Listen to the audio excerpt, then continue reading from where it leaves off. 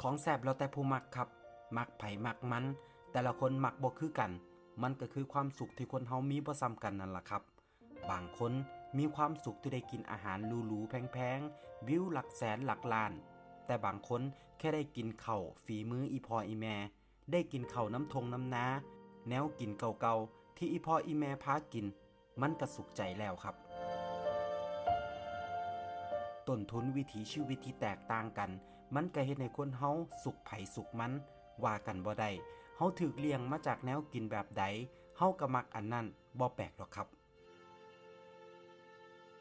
บ่แปลกที่แนวกินบ้านเฮาสิซ่อนความทรงจำความผูกพันไว้ในนั้น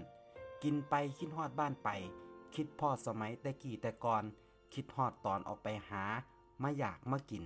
เฮาเคยผูกพันกับแนวกินอันใดไปอยู่ไกลบ่ได้กินคือเก่าเฮาก็อยากหวนคืนกลับมากินมันอีกแนวกินหลายอย่างมันกลายเป็นภาพแทนของไทยบ้านเฮาเลยก็ว่าได้ครับแค่เห็นข้าวเหนียวส้มตำลาบก้อยข้างทางหรือแนวกินอีสานบ้านเฮาอยู่ต่างถิ่นเฮาก็คิดฮอดบ้านแล้วแต่เชื่อบ่ครับมันบ่แซ่บส่ำกับมากินน้ำครอบครัวเฮา